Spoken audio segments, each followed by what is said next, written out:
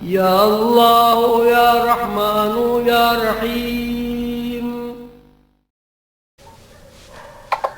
بسم اللہ الرحمن الرحیم. السلام علیکم. وعلیکم السلام. آپ سب کو روحانی رمضان کی 10ویں نشست میں خوش آمدید کہتے ہیں. سوالات کا سلسلہ شروع کرتے ہیں. ہمارے پاس پہلا سوال جو ہے وہ عاشق خان صاحب کا ہے. عاشق خان صاحب نے سوال کیا ہے کہ اکثر دیکھا یا سنا جاتا ہے کہ ایک بزرگ نے کسی کو نواز دیا.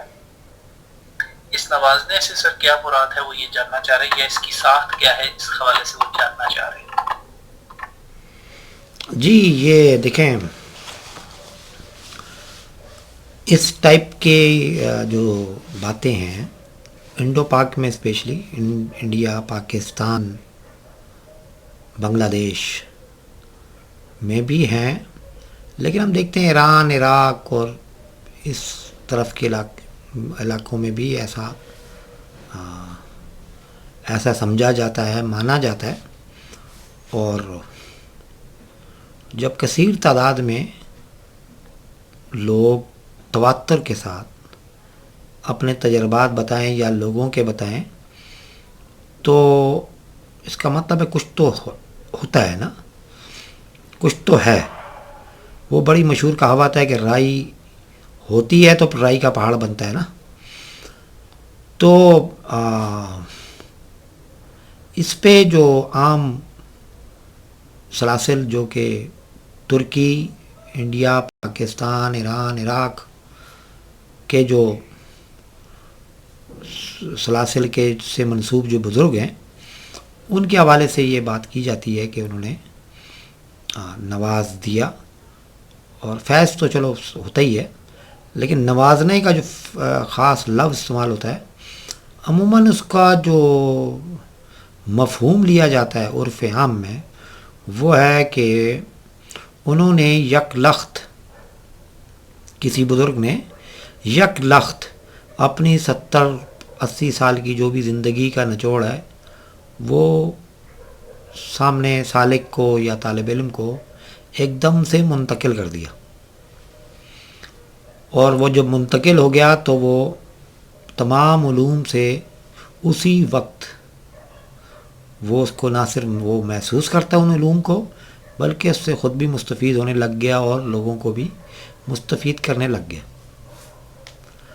اچھا، یہ سطحی طور پہ دیکھا جائے تو یہ قیاس آرائی بھی لگتی ہے اور ناممکن بھی لگتا ہے، لیکن ایسا ناممکن بھی نہیں.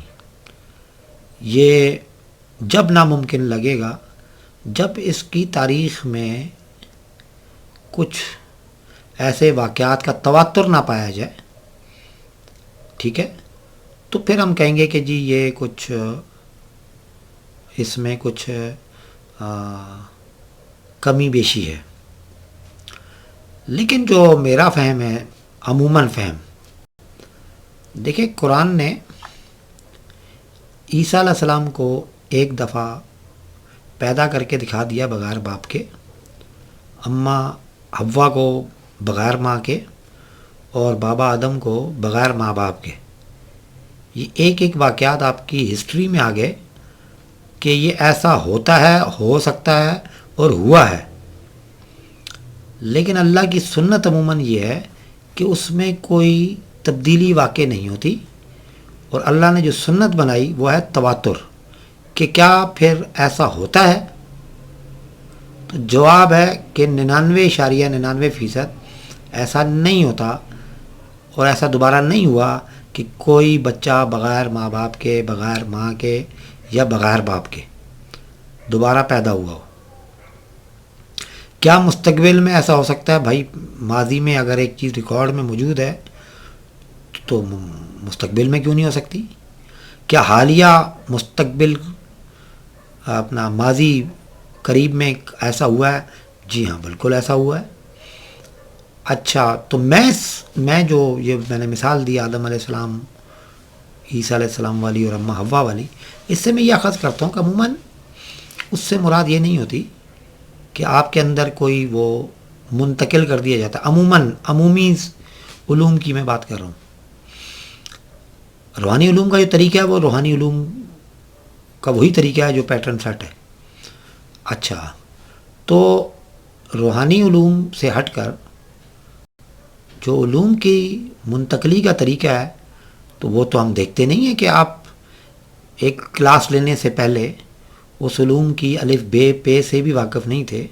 ایک ماہر استاد آتا ہے اور اپنے جو کہ سبجیکٹ اسپیشلسٹ ہوتا ہے وہ آتا ہے اور ہزاروں سال کی پر پھیلا ہوا علم 30 منٹ یا 40 منٹ کے لیکچر میں آپ کے ذہن میں انڈیل کے آپ کو فیض دے کے وہ چلا جاتا ہے. اور وہ 30-40 منٹ کیا آپ کی پوری زندگی پہ اثر انداز نہیں ہو رہے تھے؟ تو کہنے کہ وہ 30 سے 40 منٹ ہیں تو 30 سے 40 منٹ میں اس نے کیا کیا؟ اپنا ذہن منتقل کر دیا. تو میرا مشاہدہ یہ ہے کہ خاص طور پہ اولیاء اللہ کے حوالے سے وہ اپنے مخصوص ایکٹ کے ذریعے، عمل کے ذریعے بہت مختصر وقت میں اللہ کی دی ہوئی صلاحیتوں کے زیر اثر اپنے سابقہ علمی جو مواد ہے اس کو سیکنڈز میں منتقل کرنے کی صلاحیت رکھتے ہیں. آپ سمجھ رہے ہیں؟ ان کے پاس اس کی مثالیں بھی ہوتی ہیں اور ان کے پاس ان کے اوزار بھی ہوتے ہیں. روحانی علوم کے منتقلی کے دیگر اوزار ہیں. جو عام ظاہری علوم کے جو اوزار اگر ہم کہیں کہ پینسل، کاغذ اور ایک تختہ سیاہ یا آج کل تو تختہ سفید ہے وہ ہونا ضروری ہے، یا آج کل کے دور میں لیپ ٹاپ، موبائل اور کمپیوٹر کا ہونا ضروری ہے. تو لیکن ان سب اوزاروں نے کہاں استعمال ہونا ہے، کس کے ذریعے استعمال ہونا ہے؟ وہ ہے ذہن. اگر طالب علم کا ذہن ہی اس طرف نہیں ہے تو وہ اس علوم سے فائدہ نہیں اٹھا پاتا اور وہ علوم اس میں منتقل نہیں ہوتے. جبکہ روحانی علوم کے جو استاد ہوتے ہیں ان کے اوزار یہ تختہ سیاہ اور تختہ سفید اور قلم دوات عموماً نہیں ہوتا. اس کے لیے ان کا اوزار ان کا اپنا ذہن اور جمع طالب علم کا ذہن ہے.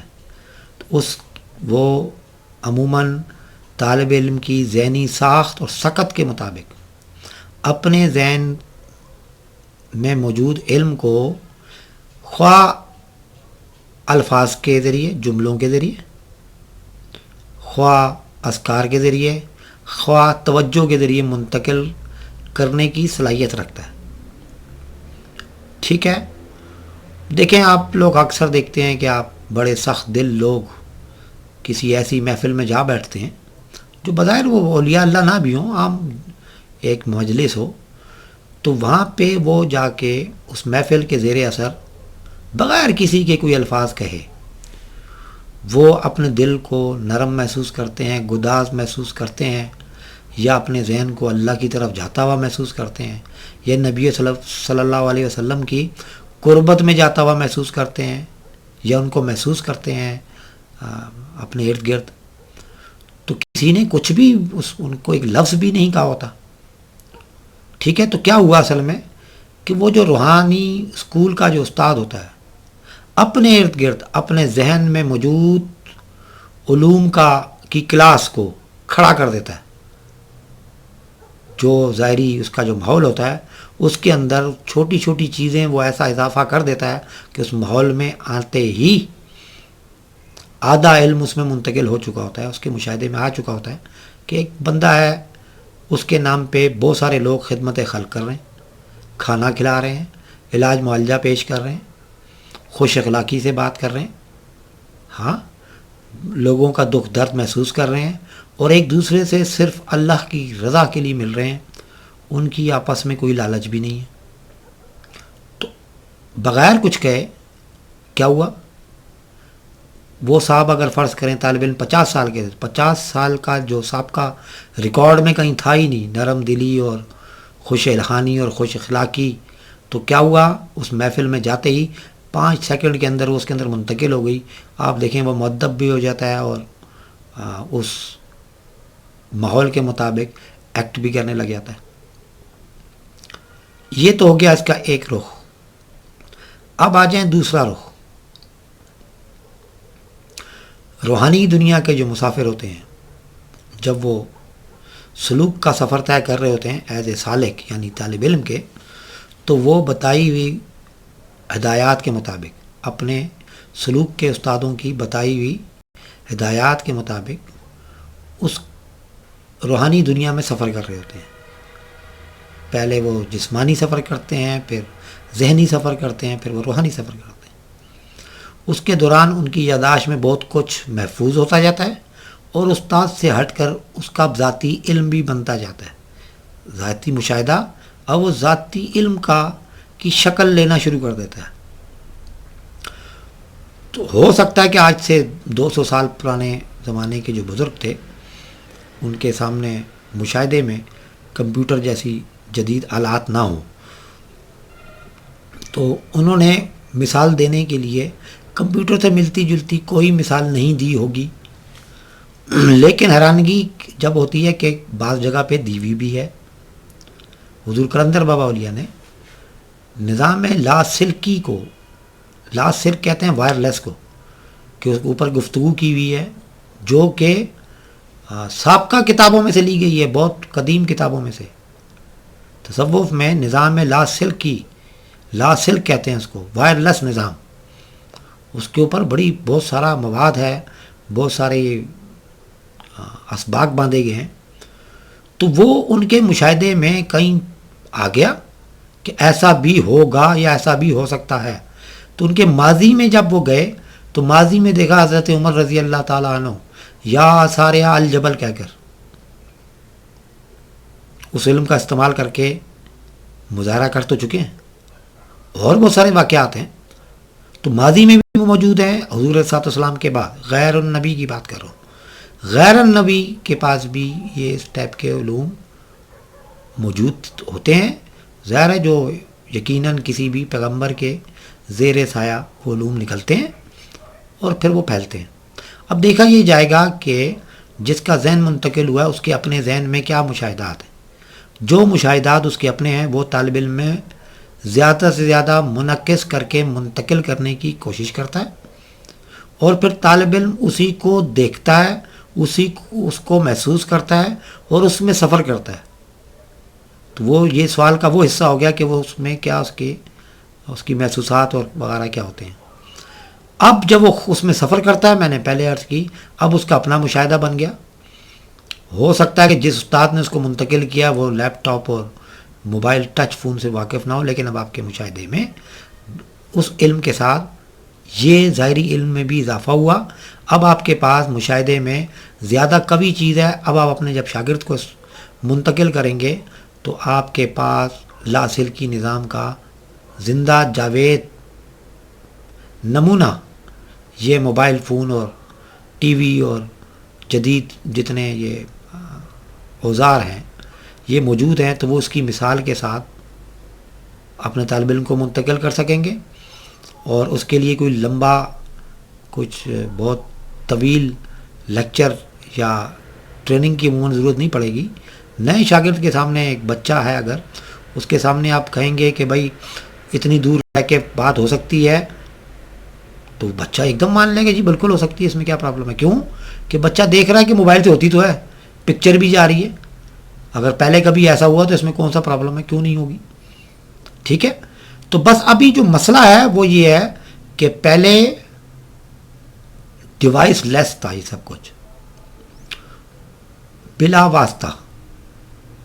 ابھی فی الحال ہم جو سائنس ترقی کر کے بال واسطہ پہ کھڑی ہے، وہ ڈیوائس کے بغیر یہ کچھ کر نہیں پا رہی۔ تو مجھے لگتا یہ ہے کہ اس دنیا کے اختتام تک یہ کچھ کر چکی ہوگی دنیا کہ اپنے آپ کو، اپنی آواز کو، اپنی شباہت کو، اپنی حرکات و سکنات کو اور اپنے جسم کو بغیر کسی ظاہری ڈیوائس کے ایک جگہ سے دوسری جگہ منتقل کرنا شروع کر دیں گے۔ پہلے کے زمانے میں ڈیوائسز نہیں تھیں، ڈیوائسز کے بغیر یہ کام ہوتا تھا، اور اسی لیے اچنبے کی بات تھی۔ آج کے زمانے میں عجیب اس لیے نہیں لگتا، اور اس لیے ذہن ماننے کو بھی تیار نہیں ہو رہا کہ ڈیوائس کے بغیر کیسے ہو سکتا ہے، جبکہ وہ ڈیوائس پر دیکھ رہے ہیں۔ تو جب یہ بغیر ڈیوائس کے جب ہونے لگ جائے گا تو پھر ان کو یہ بات سمجھ میں آئے گی کہ بھائی پہلے بھی ایسا ہوتا تھا، آئندہ بھی ہو سکتا ہے. تو میرا یہ ابھی اس بارے میں میرا یہ خیال ہے، میرا یہ فہم ہے کہ مشاہدہ، استاد کا مشاہدہ اور اس کی منتقلی اس کے تجربات کی روشنی میں فیض کہلاتا ہے اور نوازنا کہلاتا ہے، اور بالکل نوازا جاتا ہے. اس کے لیے جو بھی طریقے استاد مقرر کرے، ظاہر استاد ہے، اس کو پتہ ہوتا ہے کیسے نوازنا ہے. نوازنا ایک عرف عام کا لفظ ہے، مستفید کرنا یا اپنے علوم منتقل کرنا یا اپنی صلاحیات منتقل کرنا. اس کی دوسری مثال یہ ہے صلاحیات کی کہ ایک فرض کریں ڈپٹی کمشنر، پہلے وہ ہوتا ہے اسسٹنٹ کمشنر میرے خیال میں، جب وہ اپوائنٹ ہو جاتا ہے اس سے پہلے اس کے پاس کوئی اختیار نہیں ہوتا، لیکن ایک حکم نامے پہ دستخط ہوتے ہی ایک سیکنڈ کے اندر وہ ڈپٹی کمشنر کہلاتا ہے. وہ اس کے بعد عاشق نہیں کہلائے گا، وہ ڈپٹی کمشنر عاشق کہلائے گا. تو اس ایک سائن نے کیا کیا، اس کو نواز دیا. ایسے ہی پرائم منسٹر کی مثال ہے، وزیر اعظم کی. ایک سیکنڈ پہلے وہ کچھ نہیں ہے، ایک عام شخص ہے، ٹھیک ہے، وہ نمائندہ ہے یا ایک رہنما ہے، لیکن ملک یا ریاست کے لیے وہ کچھ حیثیت نہیں رکھتا. لیکن جیسے ہی اس کے سائن ہوتے ہیں علف برداری کے بعد، دستخط کے بعد، وہ آل اینڈ آل ہو جاتا ہے. میری بات کو اگر اس بات میں چھپی ہوئی گہرائی کو سمجھیں گے تو اسی طریقے سے روحانی علوم کے نظام کے لوگ جب حکم نامے پہ سائن کر دیتے ہیں کہ اب یہ بھی ایک استاد ہے، تو ایک لمحے پہلے بے شک وہ طالب علم ہو، ایک لمحے بعد حکم نامے پہ دستخط کے بعد اب وہ استاد کہلاتا ہے. اور جیسے ہی اس کو موقع ملتا ہے، جو کچھ اس نے سیکھا ہوتا ہے وہ اسے منتقل کرنے لگ جاتا ہے اور لوگوں کو اس سے نوازتا ہے. یہ میرا اس سوال کے سلسلے میں اس کا جواب ہے. جی نیکسٹ. بہت شکریہ سر. اسی سے سر کچھ چیز آگے ملتا جلتا سوال کچھ بابر اسلم صاحب پوچھنا چاہ رہے ہیں. جی جی. سوال ان کا یہ ہے کہ ہماری زندگی میں شیخ کی کیا اہمیت ہے؟ ایک سوال میں کہیے، اور اس کے ساتھ وہ دوسرا سوال جو پوچھ رہے ہیں وہ کیا ہے کہ لطائف کیا ہیں اور انہیں کیسے ایکٹیویٹ کیا جا سکتا ہے؟ جی، شیخ کو پرانے اصطلاح میں استاد کو کہتے ہیں. شیخ کے ویسے تو سادے معنی جو ہیں وہ بزرگ کے ہیں، بوڑھے کے. اور عموماً استاد اتالیق یہ عموماً جس عمر کے جس حصے میں استاد بنتے تھے تو وہ ان کی سن شیوخیت آ چکی ہوتی تھی، بال سفید ہو چکے ہوتے تھے، اس کے بعد وہ اساتذہ والی ذمہ داری نبھاتے تھے. تو شیخ کا پہلے مفہوم کیا ہوا؟ استاد. فزکس کے استاد کو آپ بے شک ٹیچر کہیں، لیکن عرب میں جا کے وہ شیخ کہلاتا ہے، شیخ الطبیعات، ٹھیک ہے، شیخ الکیمیا، ہے نا. تو یہ الفاظ کا استعمال کا فرق ہے، لینگویج کا فرق ہے. شیخ کا مطلب ہے ایک بزرگ آدمی، بڑا معتبر آدمی جس کو اپنے علوم پر دسترس حاصل ہے اور وہ اس کو سکھانے کی صلاحیت رکھتا ہے، وہ شیخ کہلاتا ہے. تو دنیا کے جتنے بھی علم ہیں، کوئی ایک علم ایسا نہیں ہے جو بغیر استاد کے سیکھا جاتا ہو، چاہے بھلے سے وہ کچھ بھی ہے، چاہے اس نے بیٹھ کے کلاس نہ لی ہو لیکن دیکھ کے سیکھا، وہ ہوتا اس کا استاد ہے. تو استاد کی تو اتنی زیادہ اہمیت ہے. کوئی آپ نیا علم، ایون آپ کا دودھ کیسے پینا وہ ماں سکھاتی ہے بچے کو، ٹھیک ہے. تو کوئی علم بغیر استاد کے نہیں سیکھا جا سکتا. اور بعض لوگ جلد بازی میں باقاعدہ کسی مدرسے میں داخل نہیں ہوتے اور مدرس کا اہتمام نہیں کر پاتے، تو ان کے حالات آپ دیکھ لیں. کچا علم ان کے پاس ہوتا ہے تو پھر ان کو نقصان ہوتا ہے، ٹھیک ہے. ان کی عملی جب مشقیں آئیں گی تو وہ کون کرائے گا ان کو؟ ظاہر ایک استاد ہوگا جو گزرا ہوگا تو وہ کروائے گا، ٹھیک ہے. تو اس کی تو یہ حیثیت ہے، یہ کوئی ایسی یہ سوال ہے ہی نہیں ایسا کچھ کہ شیخ کی کیا اہمیت ہے. بھائی وہی اہمیت ہے جو کسی بھی فن کے استاد کی ہے. روحانی نظام میں عموماً استاد کو شیخ کہا جاتا ہے، کیونکہ یہ علوم اور فنون زیادہ تر عرب ممالک سے آئے، تو اس لیے ان کو شیخ کہا جاتا ہے۔ پہلا تو یہ ہو گیا۔ دوسرا سیکشن اس کا بتائیے گا سوال کا۔ سر دوسرا سیکشن یہ تھا کہ لطائف جو ہیں ان کے حوالے سے تھا کہ لطائف کیا ہیں اور یہ کیسے ایکٹیویٹ کی جا سکتے ہیں۔ جی دیکھیں، یہ تو خالص روحانی طالب علموں کے لیے سوال ہو گیا، لیکن چلیں اس کے لیے پھر بھی یہ جواب مختصر سا جواب ہے، وہ یہ ہے کہ بہت قدیم زمانے سے تصوف کے جو ماہرین ہیں انہوں نے یہ اپنے مشاہدات پیش کیے کہ انسان کے جسم کے گرد بھی ایک اور جسم ہے جو روشنیوں کو بنا ہوا ہے، اور وہ تھوڑا سا آنکھیں میچ کر بھی آپ دیکھیں گے جسم میں سے روشنیوں کا ایک حالہ بنتا ہوا نظر آئے گا آپ کے پورے جسم کے ارد گرد، اور جب مزید اس کی مشق کی جاتی ہے تو اس حالے کے اندر پہلے وہ دودھیا نظر آتا ہے، یہ کوئی بھی کر سکتا ہے، نظر کا ٹھہراؤ کا ایک عمل ہے۔ اب وہ دیکھیں اس کو، تھوڑی دیر بعد سفید کسی سطح پہ اس کا عکس کی طرف متوجہ ہوں تو وہ عکس وہاں پہ نظر آئے گا روشنیوں سے بھرا ہوا۔ تو جب یہ مشق زیادہ بڑھتی ہے تو پھر وہ سفید سے ہٹ کے اس کے اوریجنل جو رنگ ہیں وہ سامنے آنا شروع ہو جاتے ہیں، اور بنیادی طور پہ یہ بھی 7 رنگوں سے بنا ہوا ہوتا ہے، اور ان 7 سے مل کر 11,500 سے زیادہ رنگ بنتے ہیں، اور ہر رنگ ایک خاص کیفیت کی نشاندہی کر رہا ہوتا ہے۔ روحانی علوم کے استاد انہی رنگوں کو دیکھ کے اندازہ لگاتے ہیں، ان رنگوں کو بھی دیکھ کر اندازہ لگاتے ہیں کہ طالب علم میں کس چیز کی کمی اور بیشی چل رہی ہے اور اس کو کس قسم کی اصلاح کی ضرورت ہے۔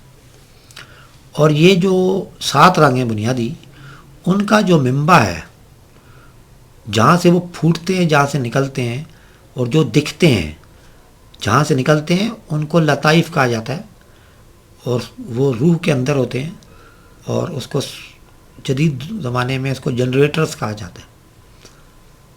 ہم جانتے ہیں کہ انسان خالی گوشت پوش اور مٹی سے بنا ہوا جسم نہیں ہے، وہ اپنی روحانی جسم میں روشنیوں سے بنا ہوا جسم بھی ہے، جس کی مثال آپ یہاں سو رہے ہوتے ہیں اور وہ جسم روحانی روشنیوں کا بنا ہوا جسم پوری کائنات کی سیر کر کے آ جاتا ہے، ٹھیک ہے، خواب کی حالت میں بھی ہوتا ہے اور جاگتے ہوئے بھی حالت میں ہوتا ہے۔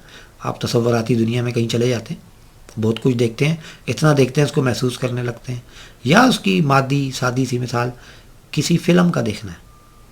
جب آپ فلم میں دیکھتے ہیں تو ایسے محو ہو جاتے ہیں، اپنے آپ کو ہیرو کی طرح جنگ لڑتا ہوا دیکھتے ہیں، تو آپ کے اندر وہ جوش و جذبہ جاگنے لگ جاتا ہے، یا کوئی ڈراؤنا منظر آتا ہے تو آپ نہ صرف ڈر جاتے ہیں بلکہ پسینے بھی چھوٹ جاتے ہیں، اور اس کا مشاہدہ بچوں کے اوپر کر سکتے ہیں کہ وہ رات کو سوتے میں بھی وہ ڈرتے ہیں۔ تو اس کی اتنے ہی اس کے وہ اثرات ہیں۔ تو وہ کیا چیز، کون سی چیز متاثر ہوئی؟ وہ روشنی کا بنا ہوا جسم، جس کو جسم میں مثالی نسمہ یا سائنس میں اس کو اورا کہتے ہیں۔ اب کیرالن کیمرے بنائے ہیں انہوں نے، اور وہ تو باقاعدہ اس سے تصویر بھی کھینچ کے آپ کے سامنے رکھ دیتے ہیں کہ یہ آپ کی اورا کا کلر ہے۔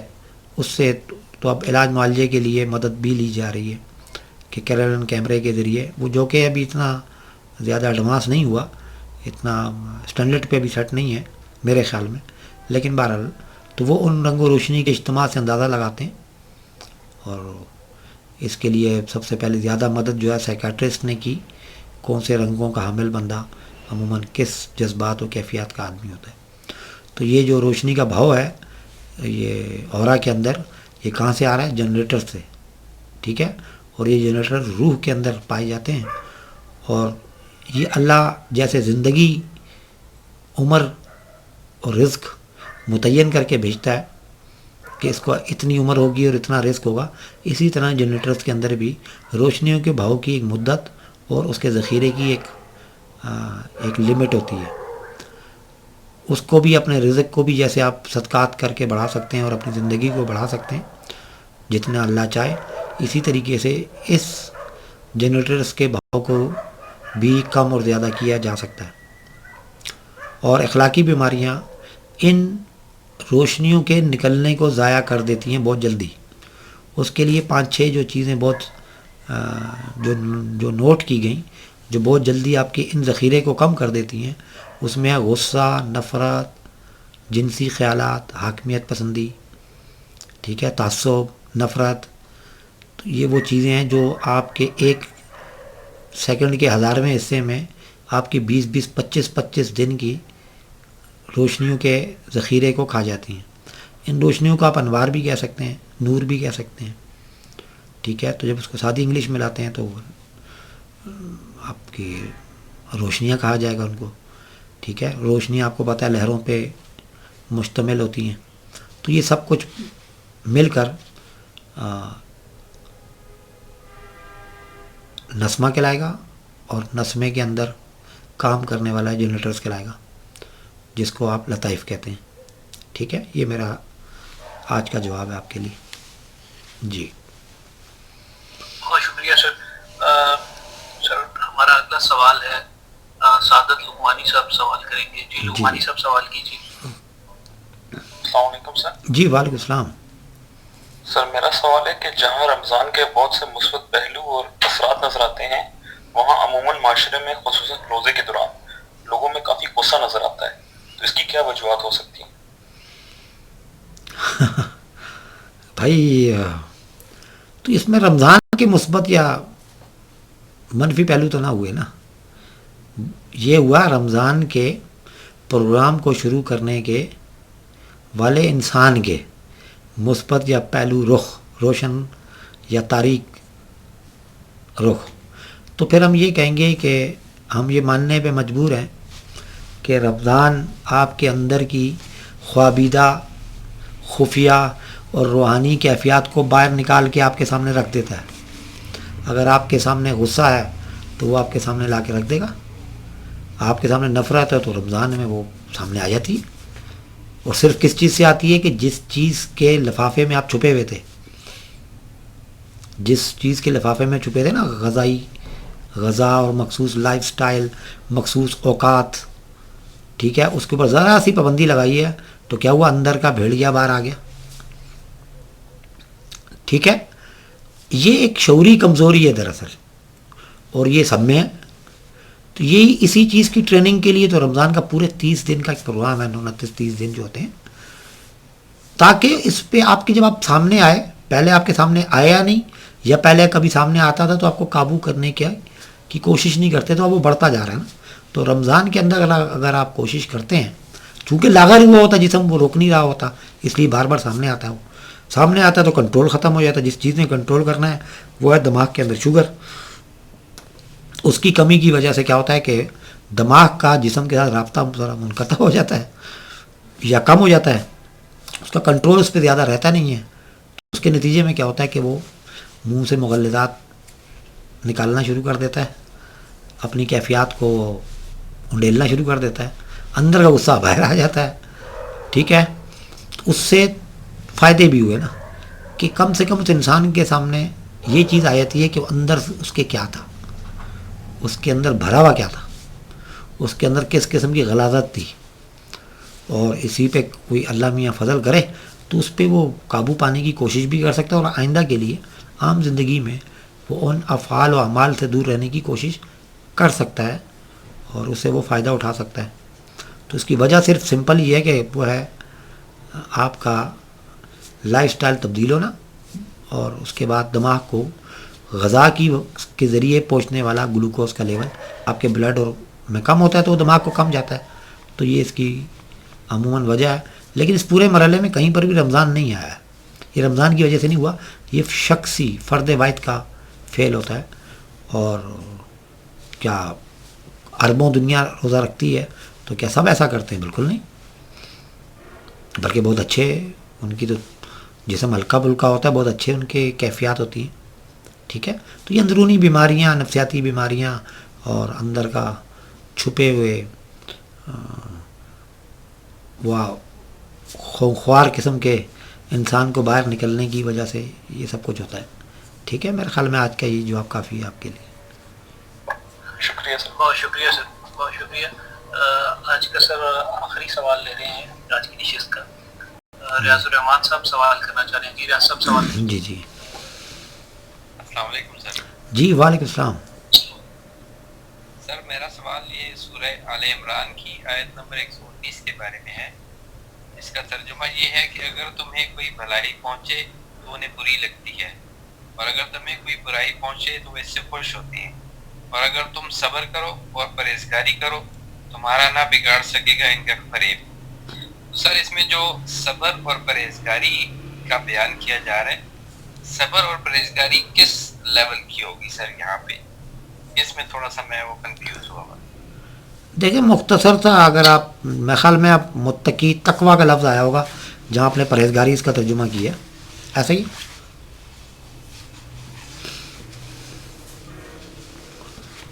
یا خاشعین ٹائپ کا کوئی لفظ آیا ہوگا.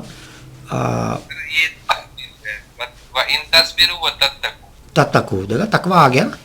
تو تقوی میں عموماً پرہیزگاری کا لفظ جب لگا دیا جاتا ہے تو عرفیت میں دیکھا جاتا ہے کہ تقوی کا کیا معنی لیا جا رہا ہے.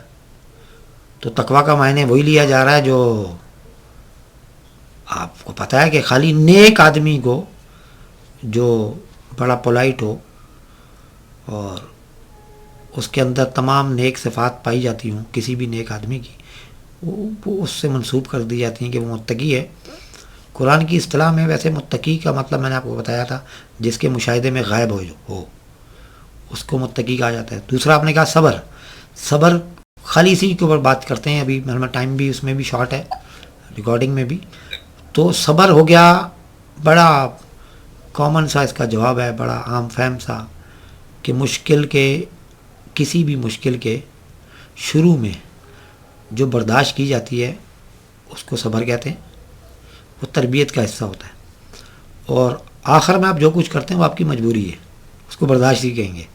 ٹھیک ہے، اور آپ کچھ کر تو سکتے نہیں ہیں نا.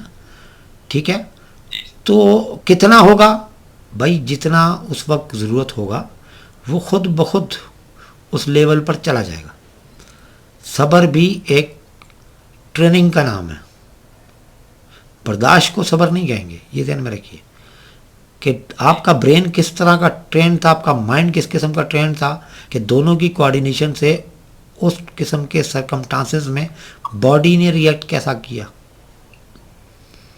اگر اس نے ویسا سا ریئیکٹ کیا جیسا اللہ کا پسندیدہ ہے تو وہ صبر کہلائے گا. اگر ویسا نہیں کیا جیسے اللہ کا پسندیدہ ہے یا اللہ کے بندوں نے جیسا کر کے دکھایا، اگر ویسا نہیں کیا تو وہ ناپسندیدہ کہلائے گا، تو وہ صبر نہیں کہلائے گا. تو کتنا ہوگا وہ صبر اللہ میاں دے گا، چاہے وہ کم صبر ہے یا زیادہ صبر ہے، وہ پہلے بھی اللہ نے دیا، بعد میں بھی اللہ میاں دے گا.